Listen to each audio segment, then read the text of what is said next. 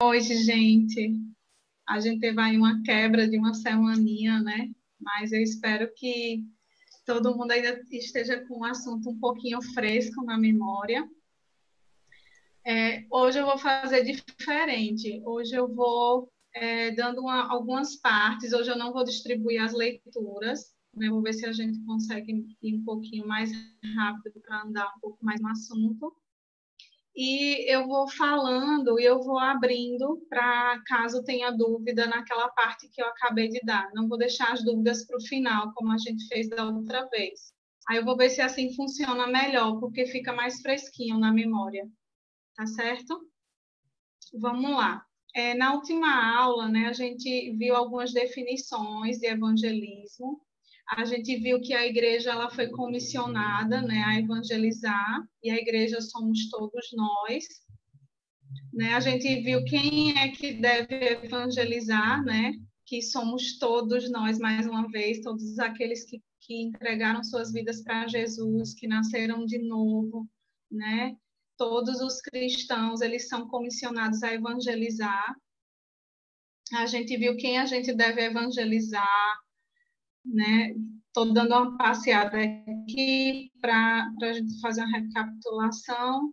Falamos do Ministério da Reconciliação versus o Ministério do Evangelismo. Falamos a diferença de evangelizar e ganhar almas. E hoje a gente vai começar a falar sobre tipos de evangelismo, né? No geral, existem dois tipos de evangelismo. Aquele evangelismo pessoal, né? Que é mais voltado assim para o aconselhamento, ele acontece mais de uma visita, uma abordagem mais pessoal mesmo, mais cara a cara, que pode ser com uma pessoa, duas, enfim. Mas é como diz a própria palavra, é um evangelismo pessoal, onde você alcança uma quantidade menor de pessoas, onde você consegue trocar, ter esse contato maior, né? Trocar mais ideias com essas pessoas. E aí eu trouxe aqui, né, alguns exemplos.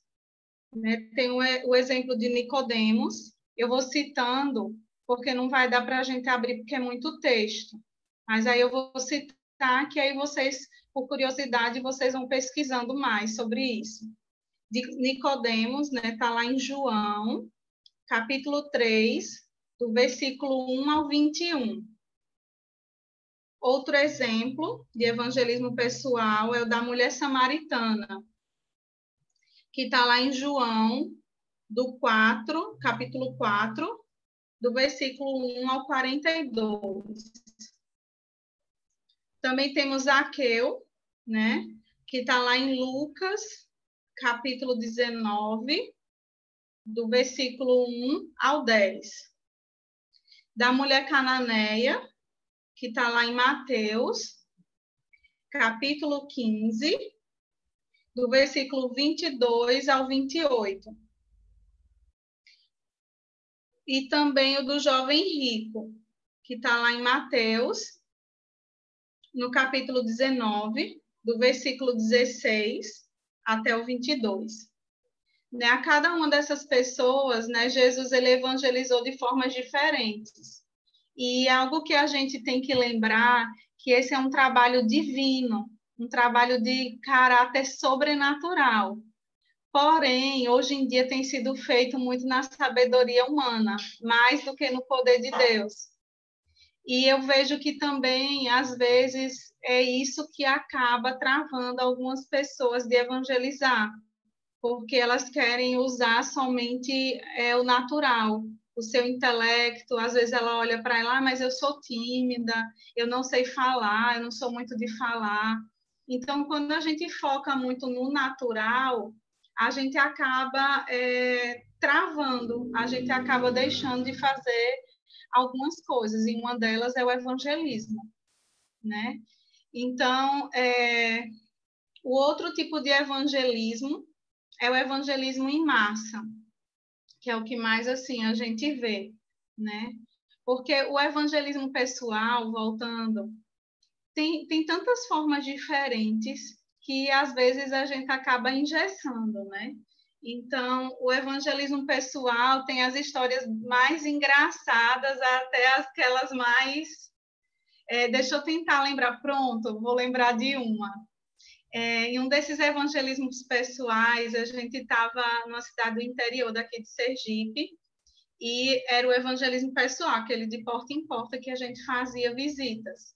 E aí a gente foi para uma região que a gente sabia que era uma rua assim um pouquinho comprida, e lá era uma zona de prostituição, porque essa rua ficava bem próxima à BR, onde passavam os caminhoneiros. E aí a gente começou a andar para tentar bater de casa em casa. Mas a gente, assim, foi mesmo sabendo que o Espírito Santo ia guiar a gente, porque, como era de dia, era provável que algumas estivessem dormindo, outras estivessem já nos pontos, né, de prostituição, onde elas sabem que os caminhoneiros ficam. E aí vinha uma mulher descendo na rua, porque assim, às vezes eu não bato na porta. Já vem alguém na rua, eu já aproveito logo. E aí vinha essa mulher e eu comecei a falar, né, de Jesus para ela. A gente vai começando a puxar assunto. É muito engraçado que vem às vezes até aquela coisa boba, tá quente hoje, né, tal. E aí eu fui começando a falar da palavra com ela. E ela começou a ficar agoniada. Ela, olha, eu já conheço a palavra, eu já conheço a Bíblia. Eu, ai, que bom! Aí é que eu ia puxando, né? Só que no que eu ia puxando, ela ia ficando mais agitada. Gente, parecia aquela coisa assim que eu tava, era uma sarna nela, não sei dizer o que era. Ela vai ficando agoniada, e caminhando mais rápido, eu acho que para chegar em casa. E eu fiquei caminhando junto com ela, puxando assunto, ia falando, e ela apressando o passo e eu apressando atrás dela, né? Teve uma hora que ela saiu correndo, ela estava fugindo de mim, porque ela já conhecia a palavra estava começando a mexer por dentro nela. E eu continuava falando a palavra e correndo atrás dela, até que ela entrou em casa e fechou o portão. E eu fiquei assim, grudada nos ferros da porta e continuei falando aquilo que estava vindo no meu coração para falar para ela. Então, a gente vai ver como a gente já viu, né, em algumas passagens falando da palavra, do poder da palavra. E a gente vai ver lá na frente que é a maior ferramenta que a gente tem, é a palavra. Ela cumpre por si só o propósito. Então, não fique achando que às vezes você não conseguiu chegar até aquele momento de perguntar se ela quer entregar a vida para Jesus ou se reconciliar, né? Que tem muita gente que você encontra às vezes na rua, né, em situação de rua, que já pertenceu, né, a um ambiente de igreja. Eu já conheci um mesmo que ele falou comigo, ele era diácono da igreja, e eu estava passando de noite, ele estava lá, largado, jogado, dormindo na rua, né? Então, você encontra, infelizmente, muitas pessoas que eram cristãos, né, que praticavam mesmo, pessoas que serviam ao Senhor, que conhecem a palavra e está nessa situação. E aí você precisa crer realmente que você deu o seu melhor até onde você pôde. Então, eu fui, né, entreguei a palavra, eu sei que ela estava me ouvindo, ela se escondeu e cumpri e vim embora. Até hoje eu não sei. Engraçado que recentemente eu passei por essa cidade do interior e já está bem diferente a BR. E aí, quando eu passei, deu aquela coisa assim, sabe? Aquela lembrança veio com tudo. Eu disse, meu Deus, eu já estive aqui evangelizando, né? Quando eu vou saber o desfecho dessas histórias? Só no dia que a gente estiver diante do Senhor. Eu tenho certeza que a vida de vocês tem ministrado a muitas pessoas. E a gente vai ter muitas surpresas quando a gente estiver diante do Senhor. Por isso, não ache que nada do que você faz assim para o Senhor é em vão. A gente precisa realmente ter o coração muito alinhado nisso. A gente não pode ter o pensamento de que a gente está fazendo porque alguém está vendo, ou porque a gente está de forma indireta sendo cobrado, ou esperando que o líder venha reconhecer, ou o pastor venha reconhecer. O evangelismo precisa ser algo natural na vida do cristão. como a gente já ouviu aqui, às vezes você não vai precisar nem usar palavras para evangelizar alguém, para pregar o evangelho. Isso é muito sério quando se trata da nossa família, né?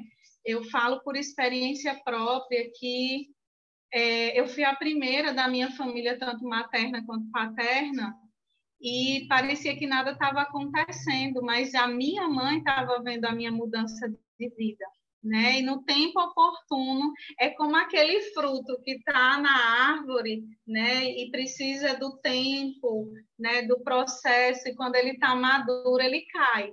Foi assim que eu vi acontecer, né? Então, cada semente, né, estava sendo plantada ali no tempo oportuno, deu fruto. Então, vamos lá. O evangelismo pessoal, que foi o que eu acabei de falar, e o evangelismo em massa. O evangelismo em massa são aquelas cruzadas, né?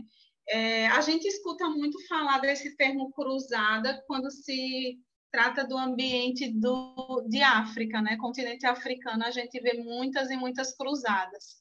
Inclusive, eu só me lembro do Reinhard Bonke, né? Que acabou falecendo recentemente. Eu acho que foi esse ano que ele faleceu.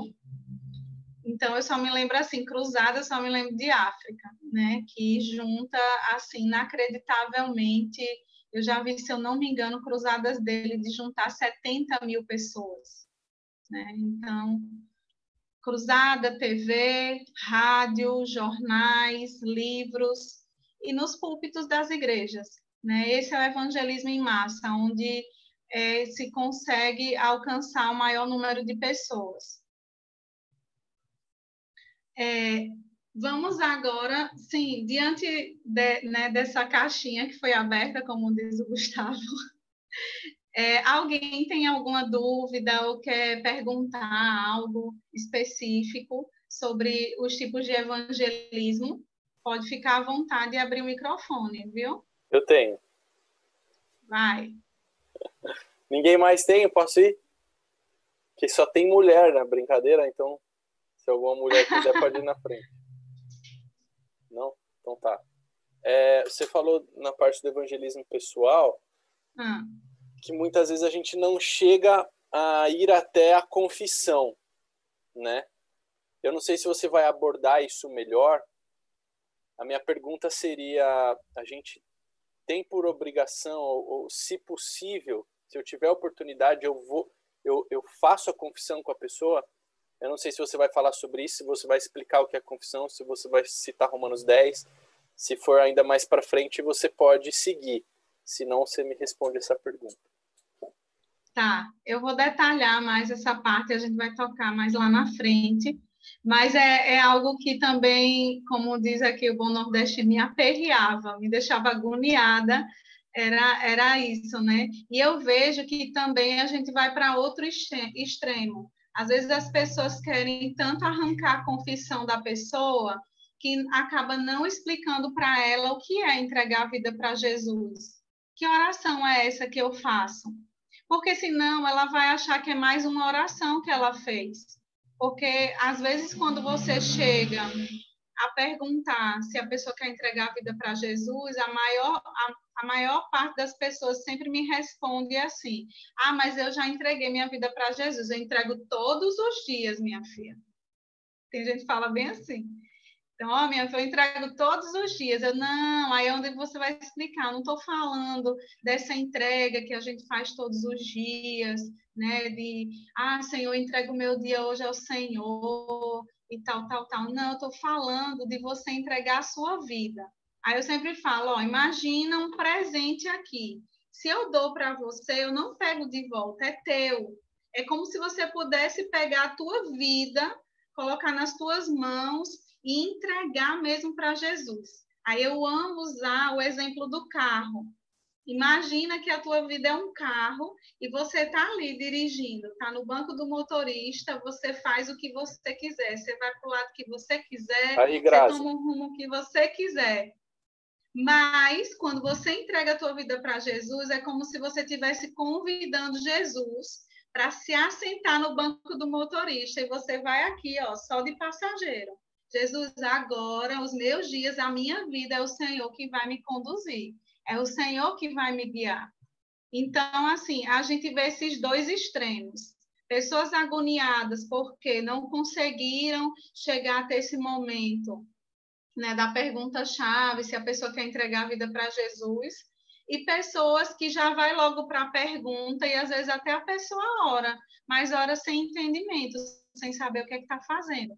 Então, é importante ter esse equilíbrio. Você não vai ficar desesperado porque não conseguiu chegar nesse momento, mas você vai ficar tranquilo, porque o tempo que você teve com aquela pessoa, você conseguiu dar o seu melhor. Você não ficou agoniado simplesmente para ganhar aquela vida e depois ela nem sabe o que foi que ela fez, né? Então tem isso. Mas aí mais lá na frente a gente vai entendendo melhor os processos. Então vamos lá. Alguém tem mais alguma pergunta sobre essa parte dos tipos de evangelismo? Alguma curiosidade, como o Gustavo? Eu queria perguntar se em algum momento você já se sentiu mal, assim, de rejeitada por conta de você ir lá falar e, de repente, não... Igual essa moça, correu, não queria nem que, né, que você falasse muito. Já teve? Então, a gente sempre que ia fazer evangelismo, a gente tem que estar preparado, tanto para o sim como para o não, como até para pessoas que estão revoltadas. É a história da vida dela, alguma coisa aconteceu e não é nada contra você, né? Tem a ver com a história dela e tem a ver com essa guerra espiritual mesmo. Né? A nossa luta não é contra pessoas naturais, né? A gente sabe que como é a nossa luta, né? A nossa luta é contra principados e potestades. Então, ali naquele momento que você está pregando a palavra, existe uma guerra travada. A gente não pode negar isso.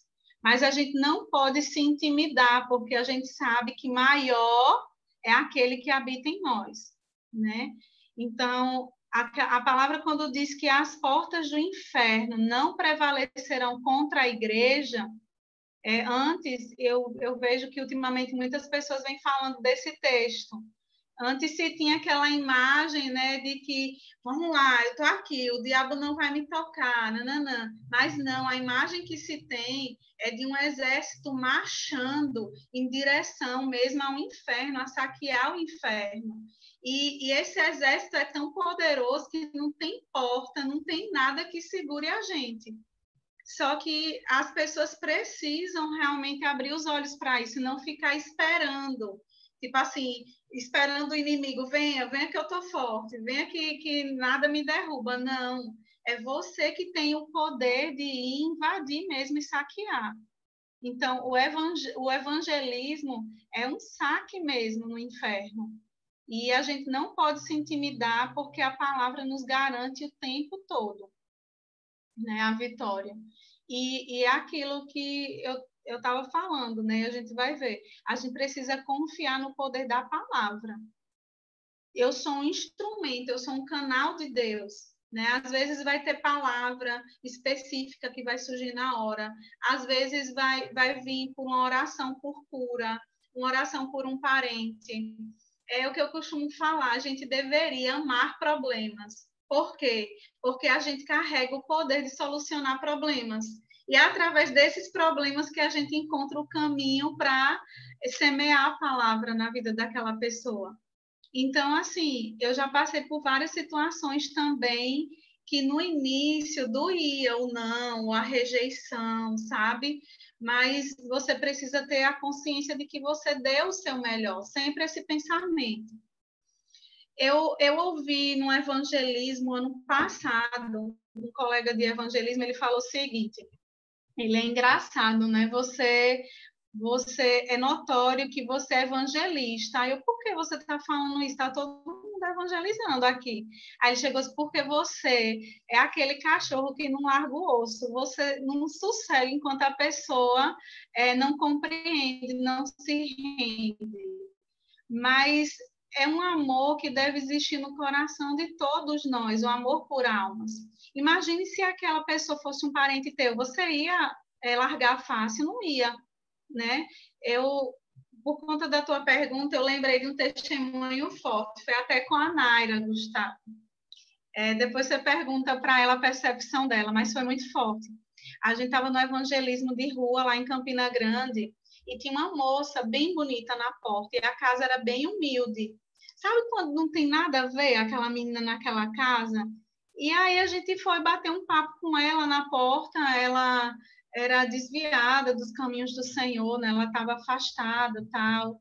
E aí a gente foi conversando, e aí ela foi se abrindo e chamou a gente para entrar. No que a gente entrou, parecia um cenário de rua. A casa era muito suja, a casa não tinha nada, assim, o chão era imundo, não tinha nem piso. E no canto tinha um senhor num colchão, parecendo aqueles colchão de mendigo mesmo. Ele não tinha uma perna e ele era bem áspero, ele não era tão velho. E a gente ficou assim, né? Tava conversando com a menina e tava esse senhor lá dentro. Aí ela falou, né, que era o sogro dela, o pai do namorado dela. Ela tava ali tomando conta dele por um tempo e tal. E aí a gente começou a conversar com ele. Só que tudo que a gente falava, ele rebatia que já conhecia. Ah, vocês congregam em qual igreja? Aí a gente falou, eu conheço desde que fundou aqui. Só que ele falava como quem estava com muita raiva, assim, de crente. Ele rebatia mesmo. Chegou uma hora que, na minha própria força, eu pensei assim, na hora, não falei nada com Nara, eu pensei, bom, ele não está querendo. A gente era igual aquela janelinha, você bate em uma, fecha, bate na outra, fecha. Aí eu pensei, vamos focar na menina, que a menina já estava aberta e estava querendo fazer uma reconciliação mesmo com o Senhor. Aí a gente voltou a conversar com a menina. No que eu estava conversando com a menina, que ela fez a oração, né, de confissão, voltando para os braços do Senhor e tal. Quando eu me dei conta, o homem ele tinha se levantado da cama e se movido para a cadeira de rodas, e a cadeira de rodas estava do nosso lado. E aí ele olhou assim para mim e fez, eu também quero fazer essa oração. Aí eu olhava assim, você via que era só o poder de Deus. Eu e Naira, a gente virou assim, sem acreditar. E na hora, a gente foi tomada, essa é a palavra, de uma compaixão tão grande pela vida dele, tão grande, tão grande. E aí a gente explicou para ele a oração, conversou com ele fez a oração. E eu me lembro, porque assim, não é uma oração decorativa, mas é uma oração que você pensa. Deve existir arrependimento, né? A pessoa precisa reconhecer que é pecador e se arrepender dos seus pecados. Reconhecer que Jesus, ele morreu e ressuscitou na cruz, né? E entregar sua vida para Jesus. Só que algumas vezes eu no meio no final da oração eu falo assim, ele repetindo, né? Senhor, escreve o meu nome no teu livro da vida. E nada, menina, eu não falei isso. Nessa hora eu falei. Quando eu falei isso, esse homem entrou em prantos. Esse homem chorou tanto, tanto, porque de alguma forma essa frase, Senhor, escreve o meu nome no teu livro da vida, libertou ele. Tipo assim, eu acho que ele se condenava tanto de coisas que ele viveu. Eu e a Naira, a gente se segurava assim para não chorar. Aquele ambiente foi completamente tomado pela glória do Senhor e era um amor que eu nunca tinha sentido assim, eu não sei explicar, né? E o semblante daquele homem mudou na hora. A gente ficou de volta lá, mas em meio à correria lá das escolas e do trabalho, a gente não conseguiu voltar. E nem sempre a gente vai ter mais contato com a pessoa que a gente alcançou para Jesus. Mas aquela consciência de que você deu o seu melhor, de que você fez a sua parte, de que você lançou uma semente, sabe, no coração daquela pessoa. Mas eu lhe digo, ele era muito severo, ele era muito grosso, não tinha como. E você insistindo ali, lógico, por uma direção, ele acabou ali recebendo. Como também vai ter momentos que você vai sentir, bom, é até aqui, a pessoa não quer, você vai embora. É como fala aquela passagem, né, que os apóstolos, eu não me lembro exatamente, que eles vão pregar e as pessoas recusam, e aí eles falam que sacode até a poeira dos pés e vão embora. A gente não precisa estar implorando também, como se fosse um produto barato, né? O papel da gente é apresentar o evangelho puro e simples. Não precisa enfeitar demais e nem precisa implorar para que as pessoas aceitem o Senhor. Mas a gente precisa trazer conhecimento. Gente, eu não sei vocês, mas quando eu olho para algumas coisas na minha vida, que eu não tinha conhecimento da palavra, e que você olha e às vezes encontra alguém perto de você vivendo o que você viveu, por falta de conhecimento, eu fico agoniada. Né? Às vezes eu posso até levar um nome de, tipo assim, eu pedi opinião, mas, tipo, eu vou fazer alguma coisa, porque é igual você ver alguém realmente na beira do precipício, prestes a cair, você não fazer nada, nem que seja para tentar impedir aquilo, sabe? Então é isso, né? E eu aproveito até para dividir algo com vocês. Acho que foi ontem. Foi ontem. Eu estava dormindo e aí eu tive um sonho assim bem real. Tem a esposa de um pastor lá, não sei, acho que Gustavo conhece, a esposa do pastor João Roberto, a Janaína Albuquerque. Ela é uma profeta do Senhor, essa mulher é demais. E no sonho ela estava assim, era muito real, ela olhando assim para mim e falando: Fernanda, existem livros dentro de você que ninguém nunca leu ainda. E aí eu ficava assim, porque quando o profeta fala, você fica tentando desvendar, né, o mistério. E aí eu lembro que no sonho eu ficava assim: ué, Senhor, o Senhor quer que eu escreva livros? Como assim? E aí ela falou assim, ela falou mais coisas, mas eu me lembro que a essência daquilo que ela estava ministrando é: não retenha. Aí eu fiquei parando assim para pensar, primeiro na minha própria vida, né? Meu Deus, eu estou retendo ainda. E se a gente for olhar, se a gente não tomar cuidado, a gente está retendo algo que nem é nosso. O evangelho não é nosso, foi para todos, né? E a gente, imagina quando a gente vivia no tempo da ignorância. E hoje que a gente sabe, a gente segurar, como se fosse aqueles ambientes de trabalho, onde, principalmente serviço público, cargo em comissão, onde todo mundo fica segurando ali o conhecimento, não compartilha com medo de alguém roubar o teu lugar. Só que no reino de Deus é diferente. No reino de Deus, a grande moeda, a grande prosperidade está no dar, né? Feliz é aquele que serve, não aquele que é servido. E eu também já trabalhei, né, com casamentos, com festas, nessa parte da equipe, né, que coordenava tudo. Então, todo o controle estava nas nossas mãos. A gente servia, as pessoas nem faziam ideia do que estava acontecendo nos bastidores. Mas é a gente que estava tendo ali o privilégio de conduzir, de ver coisas que ninguém nem via. E as pessoas que estavam recebendo poderiam até nem saber o que estava chegando na mesa. Né? Então, há um privilégio em servir. Né? Se você serve, é porque você tem. Ninguém dá o que não tem. Então, a grande moeda do evangelho, quando se fala em prosperidade, tem muitas igrejas assim, que a gente fala, né, que tem pregado muito sobre prosperidade, mas a grande prosperidade é em você ter para dar. E quando fala em ter para dar, não é só a moeda da terra, que é dinheiro, né? Mas é uma moeda muito maior.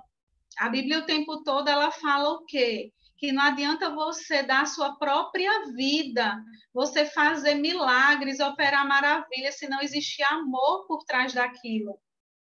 Se não tiver amor, você pode se queimar da sua própria vida, que não tem valor algum. Então, o que está por trás, o que deve mover toda e qualquer atitude nossa é o amor. Amém. Deixa eu voltar aqui. Eita, Deus lindo. Gente, eu estou recebendo demais, viu, com essas aulas. Nossa, como eu louvo a Deus pela vida de vocês e pela vida do Gustavo, de ter me puxado. Aleluia. Então, vamos lá. Sim, tem mais alguma pergunta, né, sobre o evangelismo pessoal ou o evangelismo de massa? Fernanda, eu puxar. queria perguntar se você tem alguma referência do evangelismo em massa para eu poder ler depois. Olha, referência que você fala na palavra, né? Atos Isso. capítulo 2, Pedro pregando para 3.000 pessoas. Não sei se é 2, se é 3, posso ver. Eita, muito depois do dia de bom. Pentecostes. Atos Muito 2? bom. Eu não sei se é 2, eu vou ver, acho que é 3. 2 é o Eu posso- Pentecostes, na sequência Pedro prega e 3.000 pessoas se convertem. A gente pode ver e te passar depois. Porque realmente eu estou me guiando pela apostila do Rema. E até eu vi que não tinha. Eu fiquei de olhar depois uma referência para anotar e não tinha. E eu acabei me passando. Mas referências atuais em evangelismo de massa, eu fico maluquinha com o livro da autobiografia do Reinhard Bonk, Evangelismo por Fogo. Gente, é cada cruzada, é cada evangelismo que você fica... Se você jogar no YouTube, você já vai ver um bocado de coisa, assim, um bocado de testemunho, aquela visão assim de perder de vista e aqueles testemunhos de gente jogando para o alto cadeira de rodas, né? Eu vou aproveitar e vou contar um do livro que me marcou muito. Se eu não me engano, é isso mesmo, ele era um ex-muçulmano, ele não ouvia e ele estava voltando de uma visita à família. E aí ele perdeu o trem e ele teve que esperar o próximo trem. Então ele procurou um banco ali da praça, deitou e foi dormir. Lembre-se, ele era totalmente surdo. E estava tendo uma dessas cruzadas do Reinhard Bonk, ali perto. E aí, num desses momentos de oração, ele acordou assustado porque o ouvido dele fez aquele boom e destapou o ouvido. E aí, quando ele começou a ouvir pela primeira vez na vida, ele ficou eufórico e ele saiu correndo e rompendo a multidão e ele conseguiu chegar na plataforma. E aí ele dá o testemunho dele diante de todos. Eu lembro que passou em uma das conferências até ele falando. E ele dá o testemunho diante de todos, detalhe, ele fala o nome dele, ele começa a declarar que não existe um outro Deus igual àquele, que Jesus curou ele, e ele é um ex-muçulmano, ele estava colocando em risco não só a vida dele, como a vida dos familiares dele. Provavelmente ele não seria mais aceito no meio da família dele, mas ele ficou tão impactado, ele estava num ambiente propício, sem saber de nada. E ali, só dele estar naquele ambiente, né, ouvindo pelo Espírito aquela palavra, aquilo aconteceu e ele foi alcançado. Né? Naquele dia ele recebeu cura, ele recebeu salvação, ele recebeu o pacote completo. Então, assim, se eu posso indicar também é esse livro. Ele é bem grossinho mesmo, mas é muito forte o testemunho dele, né? A história de vida dele. Então, tem mais alguma pergunta? Eu vou até anotar aqui para eu lembrar de pegar essa referência. Já passei, já, de Atos. Rapaz, tu é... Mas tem mais. Jesus pregou, quando ele pregava no barco, para se afastar, a própria multiplicação dos pães, né? Teve várias vezes que ele pregou para Boa. Agora é interessante que realmente na apostila ele não tem, só cita. Eu acho que foi uma falha, enfim. Vamos lá. Então, a gente vai agora para os 3 alvos do evangelismo, né? E o primeiro deles é salvar os perdidos, né? Salvar os desenganados, os extraviados, os desgarrados, os arruinados. Ou seja, todo aquele que ele não é nascido de novo e que precisa ser reconciliado com Deus. Lucas 19:10 diz o seguinte: porque o Filho do Homem veio para buscar e salvar o perdido. Então, o primeiro alvo do evangelismo é salvar o perdido.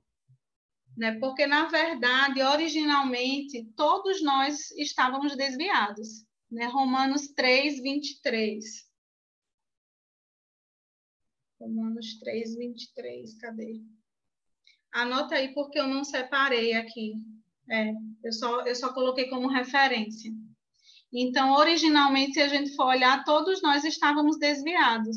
Até aqueles que nasceram no lar cristão, se não chegar no tempo, né, que ele tem o poder de decidir sobre a vida dele e decidir por Jesus, ele está perdido. Né? Não é porque os pais são cristãos, né, ou até pastor de igreja, se não tiver a decisão pessoal, está perdido.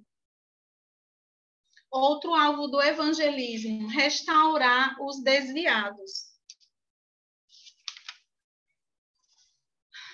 Toda a igreja, na verdade, né, ela deveria ter um trabalho específico para alcançar aqueles que se afastaram do evangelho após terem aceitado Jesus. O princípio bíblico ele é o mesmo, né, e se aplica buscando o pecador. Deus ele ama os seus filhos e jamais desiste deles, né? Eu não tenho aqui anotado, mas eu me lembrei, né, daquela passagem que fala, né, do pastor que ele larga as 99 ovelhas e vai buscar aquela que está perdida, né? Eu mesma sou um exemplo disso, né? Eu já me desviei. Eu fiquei 1 ano, né? Entreguei minha vida para Jesus. Fernanda. Foi. E eu aproveito para compartilhar mesmo, não tem problema nenhum. Eu me converti na igreja presbiteriana renovada, então era uma igreja, por mais que fosse renovada, era bem tradicional. Então, eu fui para a igreja através de um amigo que fazia cursinho comigo, cursinho para vestibular. E aí, ele já era evangélico, eu estava passando por um momento bem difícil, eu falei, nossa, eu estou precisando ir para a igreja, nunca mais eu fui para a igreja. Aí eu fiz, vamos comigo? Ele fez, eu já tenho a minha igreja, tal, enfim. Eu fui com ele e aí lá entreguei minha vida para Jesus e no batismo eu fiz um curso de 6 meses. Lá para se batizar você tem que fazer um curso de 6 meses para depois descer as águas do batismo. E mesmo assim eu acabei me desviando porque eu não tinha ainda, por mais que eu tivesse passado esses 6 meses, eu não tinha o que a gente chama de revelação da palavra. Eu ouvia a palavra, mas tinha coisas que não faziam sentido para mim. Eu não consegui permanecer. E aí eu vivia num ambiente de universidade, eu tinha poucos amigos na igreja, então aquele ambiente foi me influenciando muito mais do que o ambiente de igreja. Até hoje eu não posso, assim, colocar culpa em ninguém. Na verdade, eu creio que foi por minha própria culpa mesmo. Eu acabei não me firmando, não buscando, né, ajuda. E principalmente a gente que congrega em igreja grande, há uma incidência muito maior de entrar e sair pessoas e a gente nem perceber. Pessoas se convertem e se desviam rapidamente, porque não existe, infelizmente, assim, as igrejas que eu tenho conhecimento, eu não vejo um trabalho efetivo nisso, sabe? De acompanhar, de fato, aquele que é recém-convertido.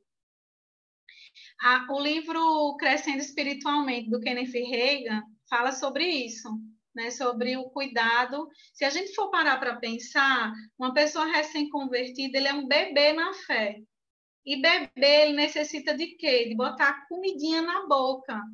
Então, é muito bom. Eu falo assim, experiência própria depois e depois cuidando de outras pessoas, o quanto é importante quando você consegue se conectar na igreja com alguém mais maduro que você, né? Que tem paciência de te ouvir, de explicar, e de às vezes, como tem uma amiga minha que até hoje ela fala, né? Disse ela, eu lembro o quanto você era difícil de acordar cedo para vir para a escola bíblica.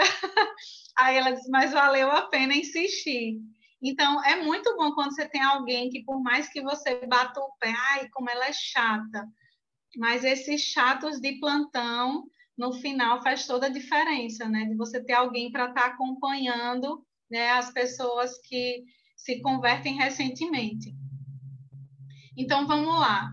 Os 3 alvos do evangelismo. Primeiro, salvar os perdidos, restaurar os desviados, edificar os crentes, ensinando-os. Deixa eu ir agora para esse. Pronto. Lá em 1 Timóteo 2, do 3 ao 4, fala o seguinte: isto é bom e aceitável diante de Deus, nosso Salvador, o qual deseja que todos os homens sejam salvos e cheguem ao pleno conhecimento da verdade. Ao pleno conhecimento, ou seja, Fernanda não tinha chegado ao pleno conhecimento, por isso que eu vejo que eu acabei me desviando, né? Porque foi muito fácil, não tinha nada consolidado ainda, então foi muito fácil ser atraído, porque se a gente for olhar, principalmente para os jovens, é muito atrativo. O mundo, ele é atrativo. E não tem como você, agora que está na igreja, você colocar dentro de uma bolha e você não ter contato com as pessoas. Você precisa estar muito bem estruturado para que você possa realmente vencer esses bombardeios, porque, na verdade, é bombardeio mesmo. Só para vocês terem ideia, quando eu comecei a voltar, né, a ir para a igreja e me firmando, tem uma festa, aquelas festas de carnaval fora de época. Aí tem a festa e, ao mesmo tempo, faziam uma festa chamada Mais de Deus, que tinha, né, aquelas bandas gospel e tal, para atrair os jovens, ou seja, para os jovens não serem tentados a ir para o carnaval fora de época. E eu lembro que eu estava indo, feliz da vida, assim, né? Meu Deus, agora eu encontrei o caminho, não quero mais saber de outra coisa. Gente, era a gente me ligando insistentemente. Não é possível que você não vai vir. Ó, eu ganhei blocos caríssimos, que estava todo mundo querendo. Eu ganhei bloco. Não, não vou. Eu já estou aqui no Mais de Deus, eu não vou. Aí a pessoa ligava, aí dizia bem assim, olha, eu consegui o camarote para você. O camarote da TV Atalaia, fazendo até propaganda. Não, eu não vou, gente, vocês não entenderam, eu não quero mais isso para mim, eu não vou. E aí a insistência continuava, até lugar para sair em cima do trio elétrico conseguiram, mas eu não fui. Eu disse, só está faltando um jatinho vir aqui jogar a corda e dizer, bora, minha filha. Mas eu não fui. E abrindo um parêntese, eu me lembro que no ano anterior, se eu não estiver enganada, mas foi numa dessas festas de carnaval fora de época, eu desviada, eu entrei no corredor da folia e tinha um pessoal evangelizando com folheto. Eu já evangelizei depois de firmada, já evangelizei numa dessas festas, na entrada da festa. E muitas pessoas diziam assim, até criticavam a gente, vocês não evangelizar nada, vocês vão para a festa. E eu lhe digo, por experiência própria, eu amava aquelas festas, eu estava ali na festa completamente focada em ganhar almas para Jesus. Não dentro, mas na entrada. E um folheto que eu recebi quando eu estava desviada, eu não lembro até hoje o que tinha no folheto, mas foi tão poderoso que eu li. E as minhas pernas não suportaram, eu só chorava na avenida de Coca, acocorada ali na avenida, e chorando, chorando, chorando, chorando. E pronto, o Senhor me pegou de jeito, não tive mais como voltar para aquele ambiente. Voltei, mas para saquear, não mais para participar daquela festa. Vamos lá. Ui. Então, os 3 alvos do evangelismo, voltando, salvar os perdidos, restaurar os desviados e edificar os crentes ensinando-os. Então, eu li aquele texto, né, de 1 Timóteo 2, 3 ao 4, e Mateus 28, 19 fala, portanto, fazer discípulos de todas as nações, batizando-os em nome do Pai, do Filho e do Espírito Santo, ensinando-os a guardar todas as coisas que vos tenho ordenado. E eis que eu estou convosco todos os dias até a consumação dos séculos. Então, dentro dessa parte de edificar, eu aproveito para falar para vocês que nesse processo que eu estava voltando para o Senhor, eu comecei a me envolver nos trabalhos de evangelismo da igreja. E até eu dizia, meu Deus, eu vou falar o quê? Eu vou só acompanhar o povo, não vou falar nada, porque eu não sei nem como é que abre a Bíblia direito. Não sei onde tem, não tenho nenhum versículo decorado, nada. E foi algo tão poderoso que, à medida que o povo ia, eu já estava falando. E foi nesse período de evangelismo que eu fui sendo edificada, que eu fui sendo ensinada, que eu fui sendo tratada, que eu fui aprendendo a valorizar, né, aquilo que Jesus fez por mim. Então, o evangelismo, ele consegue mesmo atingir, né, esses 3 alvos, de salvar os perdidos, restaurar os desviados e edificar os crentes ensinando-os. Diante desse assunto, alguém tem alguma pergunta, algo que veio à mente, enfim?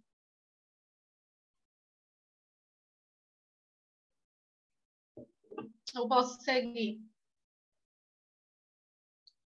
Pronto? Então, vamos lá. Agora a gente vai ver por que devemos evangelizar. Por que devemos evangelizar? Primeiro, porque Deus ele deseja que todo homem seja salvo.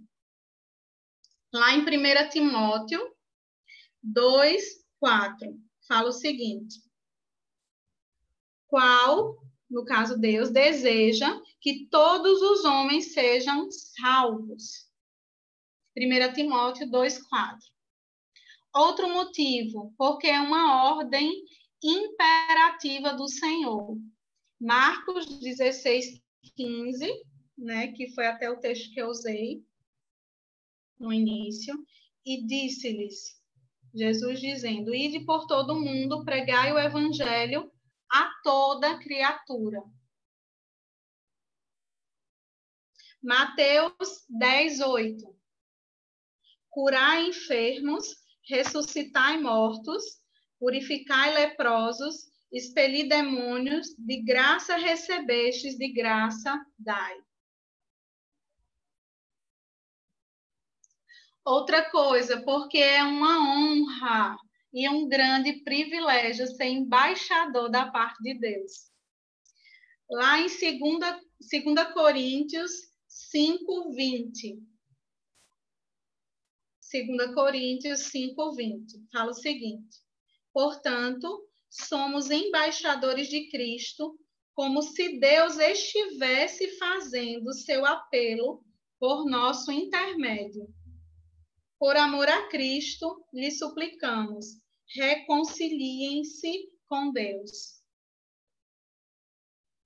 A palavra diz que nós somos embaixadores, nós representamos, como a gente viu até na primeira aula, né, nós representamos o Senhor Jesus aqui nessa terra, representamos o reino de Deus. Outra coisa, outro grande motivo de evangelizar, porque haverá uma recompensa. 1 Coríntios 15:58.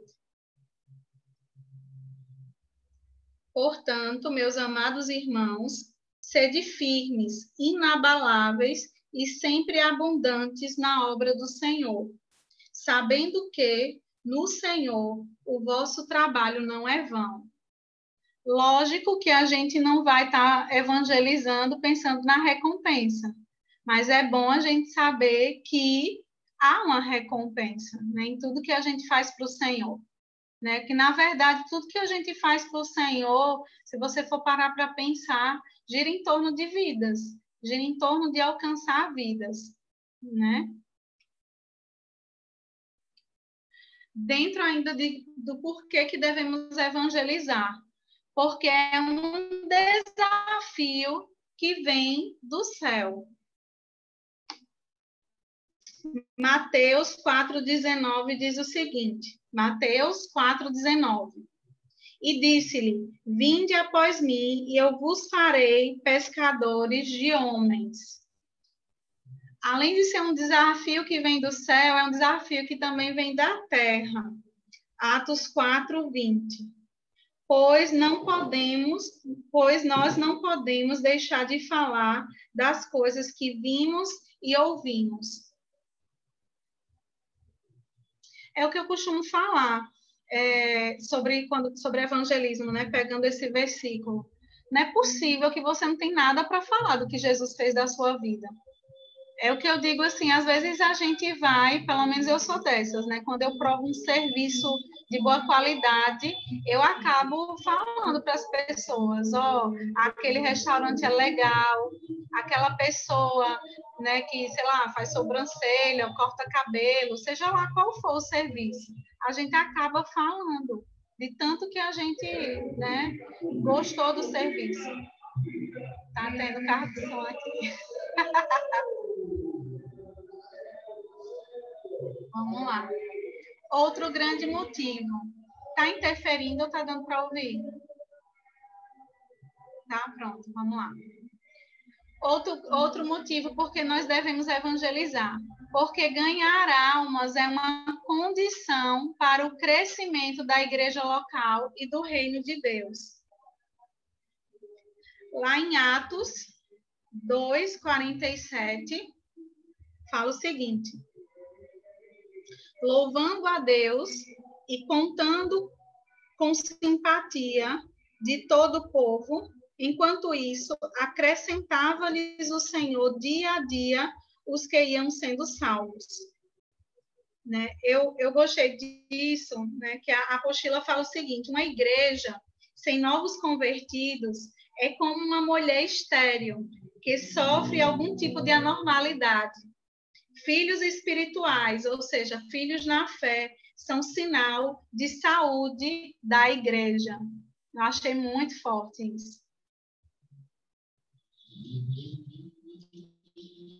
Deixa eu ver aqui.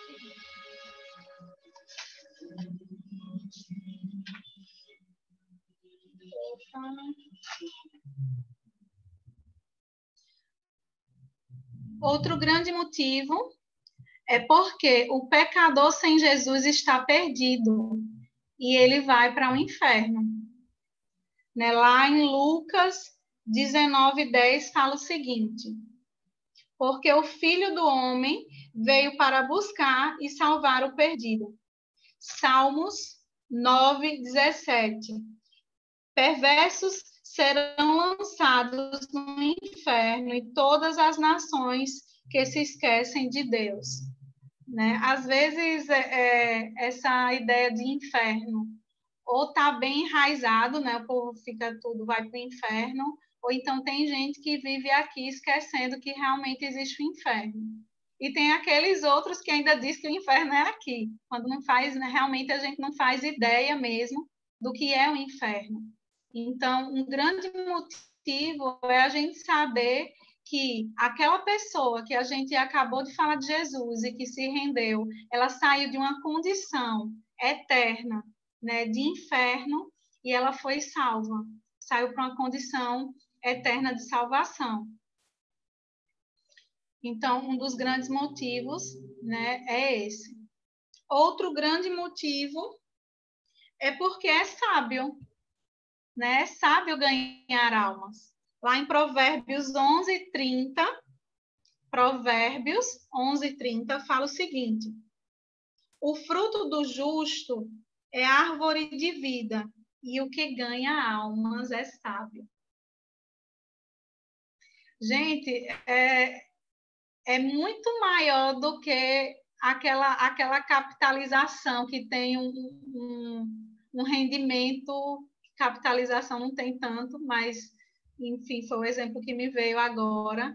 Mas imaginar que você está ali investindo e que no final você não faz nem ideia de quanto você vai sacar. Isso é ganhar almas, porque você está investindo numa moeda eterna, numa moeda que não perece, que não perde valor, mas muito pelo contrário, que é valorizada dia após dia. Outro grande motivo é porque a seara é grande e poucos são os ceifeiros, e ela já está pronta para a ceifa. Lá, Mateus 9:36 fala o seguinte: vendo eles as multidões, compadeceu-se delas, porque estavam aflitas e exaustas como ovelhas que não têm pastor. E então se dirigiu a seus discípulos: a seara, na verdade, é grande, mas os trabalhadores são poucos. Rogai, pois, ao Senhor da seara que mande trabalhadores para a sua seara. É igual aquela equipe de trabalho, né, que tem um grande trabalho para ser feito, e você é justamente aquele que a pessoa está contando e você, sai de fininho. E aí o trabalho fica lá para ser feito, não tem quem faça, né? Então, é mais ou menos isso, só que com consequências gravíssimas, né?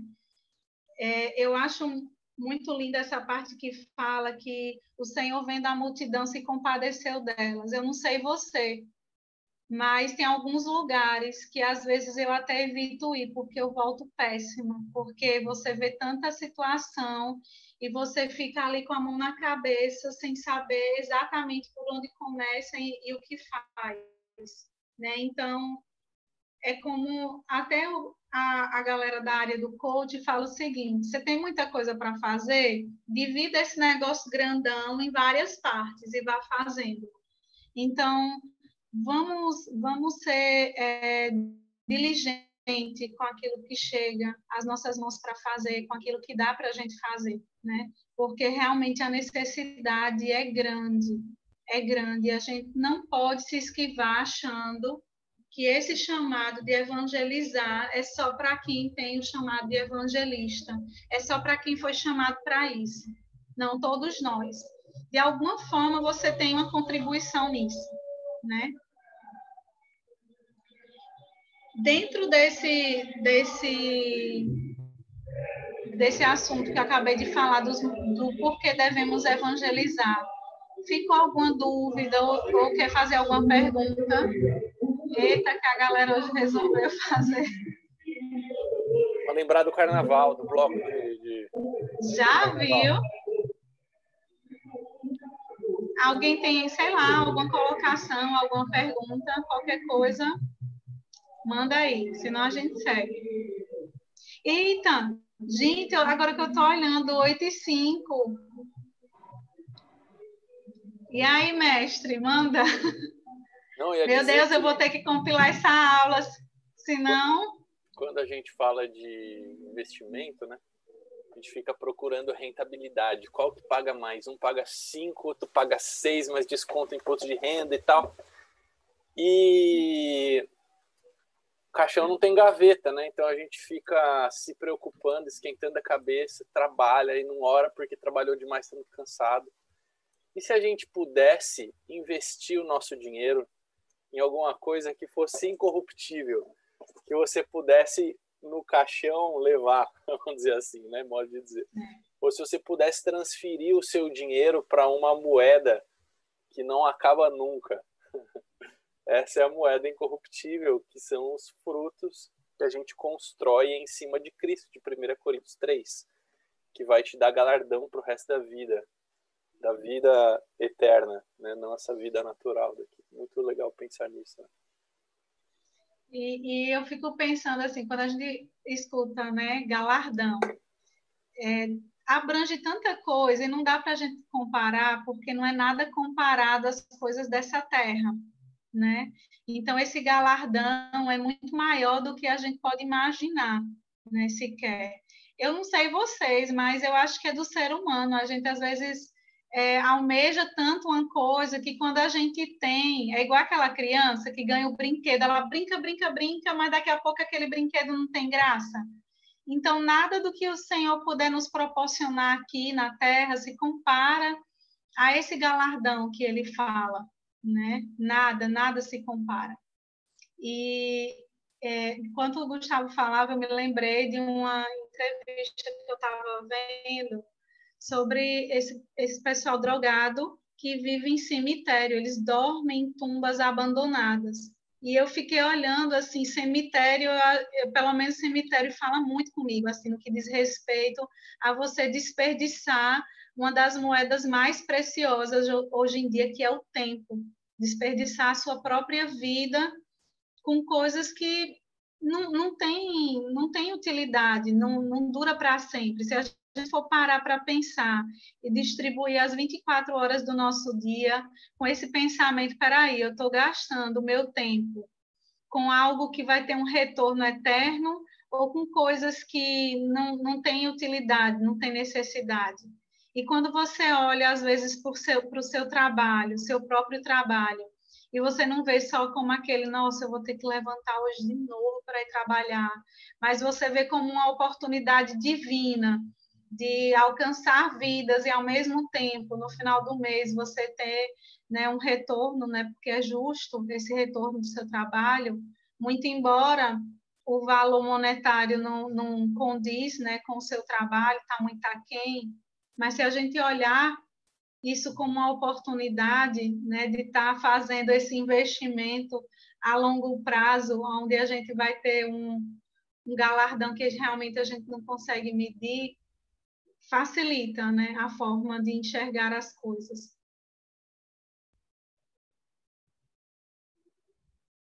Amém, Jesus.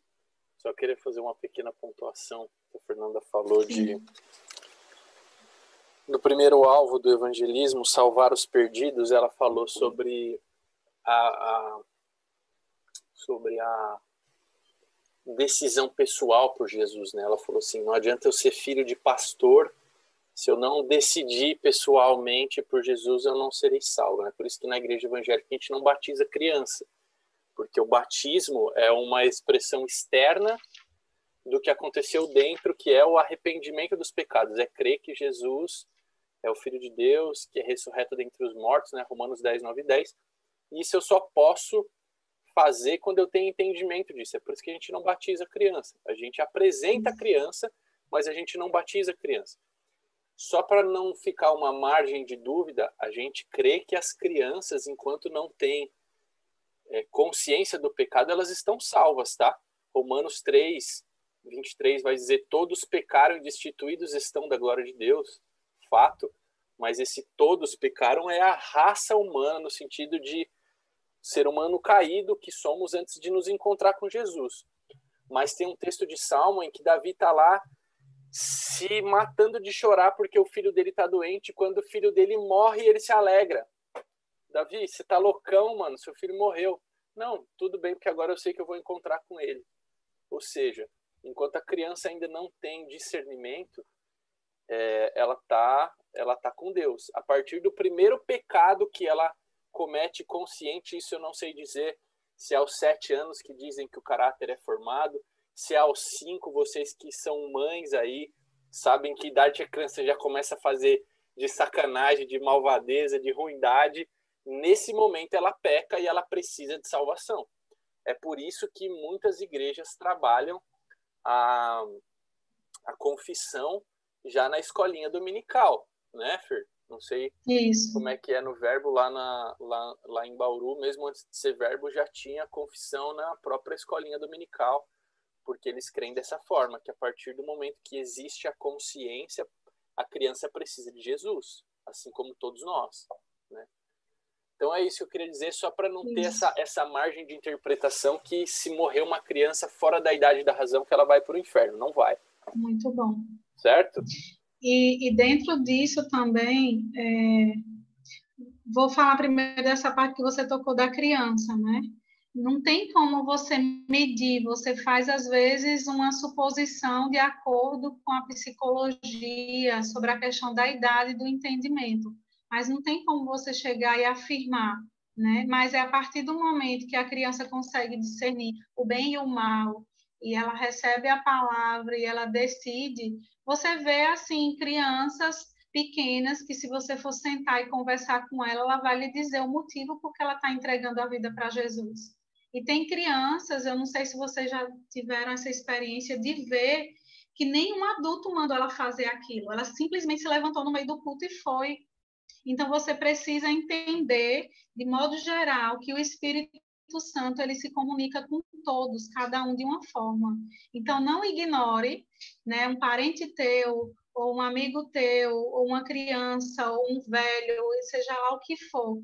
O Espírito Santo está falando com aquela pessoa, né, do modo dela, do jeito dela, mas vai chegar um momento em que ela vai se decidir, né? Eu venho de uma criação católica, então eu poderia muito bem ter dito, ó, eu me batizei quando bebê, eu tenho as fotos lá, eu vi, e eu participei da crisma. Mas mesmo assim, quando eu entendi o significado, porque para mim foi muito forte, eu não gostava nem sequer de ver aquela encenação da Paixão de Cristo, porque eu não tinha entendimento por que Jesus passou por tudo aquilo, então não gostava nem de ver, para mim era um sofrimento eu ver aquilo. Então, quando eu tive um entendimento, eu desci as águas do batismo consciente disso, de que aquilo estava simplesmente externando o que aconteceu na minha vida. Quando eu entreguei a minha vida para Jesus, eu disse não para o mundo e sim para Jesus. Eu realmente estava nascendo de novo ali naquele ato, né? Como também essa questão da criança que morre e que já é salva, a gente também não pode chegar e olhar para a vida de alguém que a gente conhecia e dizer assim, mas fulano vivia uma vida à toa, ele não, nem tinha Jesus no coração, não ia para a igreja, sei lá, e já fazer como alguns fazem, de condenar ao inferno. Você não sabe os minutos que antecederam a morte daquela pessoa. Né? Eu já ouvi vários testemunhos falando sobre isso e é algo que eu tenho muito cuidado. O fato de você estar na igreja não significa que você é salvo. A gente sabe qual é o motivo da salvação. Eu gosto de um pastor que ele dizia o seguinte: é igual garagem, né? O fato de você estar numa garagem não te faz um carro. Então, o fato de você estar na igreja não significa que você é um verdadeiro cristão e que está salvo. Amém. Mais comentários, queridos? Queridas, no caso, né?